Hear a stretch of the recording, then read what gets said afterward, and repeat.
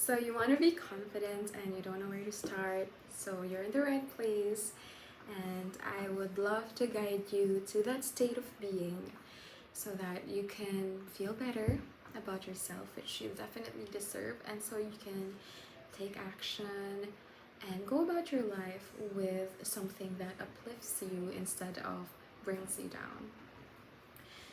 So to share the teachings or to share the lessons that I have for you today, I want to dive quickly into my experience. And I'm filming this without any fancy stuff. I'm filming this in low quality. I'm filming this with no makeup. I'm filming this with like the plainest clothes I have, because I want anyone to know that before all of the glow up things, before the makeup, before the outfits, before the color analysis, before anything else that you do to change yourself or enhance your features, you have to have, or you have to at least like yourself for who you are, regardless of what you're wearing, regardless of how you look, regardless of how other people think about you. That's a big one. And I know that it's easier said than done, but just let these activations sink in into your body, sink in into your mind, so you can practice it little by little. Remember, micro habits, or just anything small that you do that is aligned with what you want to be, is going to serve you. It's going to create a ripple effect. It's going to create a butterfly effect, and you'll be okay. My experience starts with being the invisible child. Well, I was more of a problematic child, but at school, I was the kid who was called a dead kid, or I was practically invisible. And I have this very vivid memory where I would approach groups of children or groups of my peers, and they would immediately scatter. And of course, the bullies would roll their eyes or say something hurtful that I don't even remember anymore. But that was the time when I felt socially isolated. Maybe I was. I was socially isolated. And aside from the other things in my life that were going on, where I just didn't know how to socialize as a neurodivergent person, there were also some reasons that I made up, or some reasons that I could pinpoint as to why people didn't want to be with me.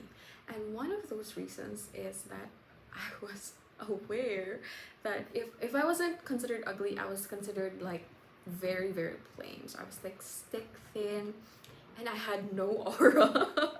No aura, no riz. And I didn't carry myself with confidence. I didn't carry myself with confidence, and I wasn't invested in myself. And from there, I was in a state of depression, and I believed I was useless. I believed I was worthless. I believed I was at the bottom of whatever social hierarchy we have in looks, in smarts, in talent, in athletics, in about every single thing that schools and your peers and society measures you with.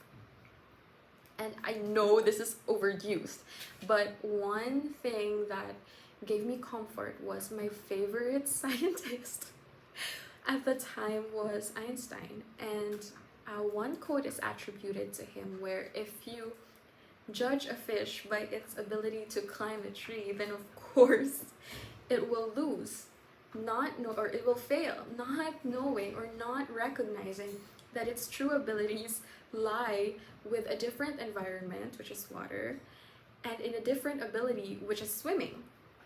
And I wanted to find that ability for myself, and I kept on looking for it and looking for it and asking, why don't I have this thing? And after years and years, I just realized that the more that I focused on not having that thing, the more that happened in my life. The more my reality reflected that to me. And of course, because we are divinely supported, there were still some instances where I was being shown that, hey, this is where your gift is. This is where you're appreciated. This is what you're appreciated for. And sure enough, once I let go, once I just gave up, it's like, I don't care anymore if people think of me this way. I don't care. That's when the blessings started to pour in. And that's a perfect example of how there's so many blessings, opportunities, experiences lined up for us, and all we have to do is allow it in. And by allow it in, I mean being open to the possibility of you experiencing good things. Being open, not waiting, not looking for it, not saying, where is it? Or appreciating what we already have now and being eager for more.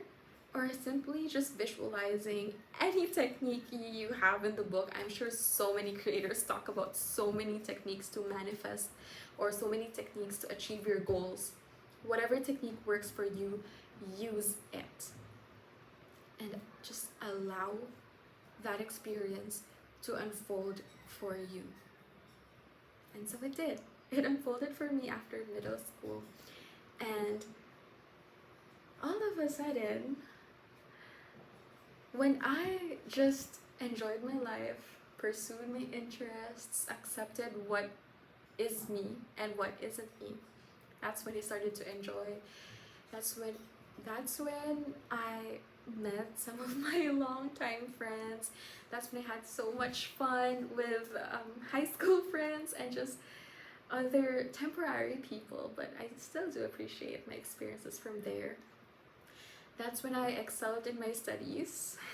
Well, I was also lucky with the professors that I had, or the teachers that I had, and the friends that I had who cheered me up and believed in me. And this wouldn't be possible if I didn't take a chance on me first. If I wasn't dedicated to my own happiness.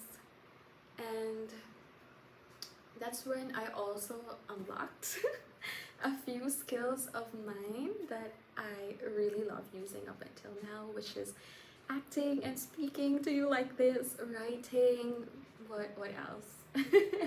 Maybe a little bit of singing. But life opened up for me when I just let it be, when I made peace with it. And how does this all connect to confidence? You don't have to force confidence.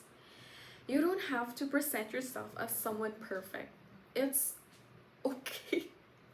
It's really okay to be your bumbly, messy self.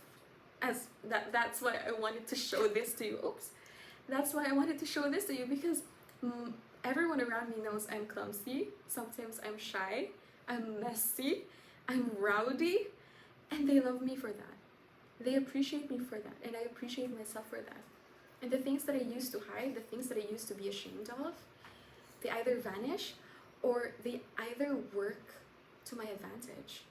Because sometimes your gifts are the very things that will be shunned from you at the start. So you have to have your own back. You have to have your own back. And confidence is really just accepting yourself as you are right now. And you don't have to like certain things about yourself. You can just be aware of them. And you know what happens usually when you get aware of them is that it somehow unfolds, that you stop having that experience, or it somehow unfolds to your favor. I promise, try it. Try it and see for yourself. And confidence for me is quiet, it's silent, it's centered. It doesn't have to be loud. You don't have to be a baddie. I mean, if you like that vibe, sure, go in all your loudness, go in all your star quality, go in all your baddie energy. But to those people, and you know who you are, who just don't feel like that's their arena, it's okay to be gentle, to be kind, to just be sunshine energy, or to be quiet and moonlight energy. It's okay to be who you are, and you don't have to change yourself. But once you dedicate yourself to just loving yourself, accepting yourself, and expanding your experiences, you find that you start to become who you were meant to be all these years. And confidence is just that silent, centered, unshakable knowing that you are worthy, inherently worthy, and that you accept yourself and that you love yourself just as you are. Thank you, and do whatever you want with this information, as Albina would say, and I'll see you next time.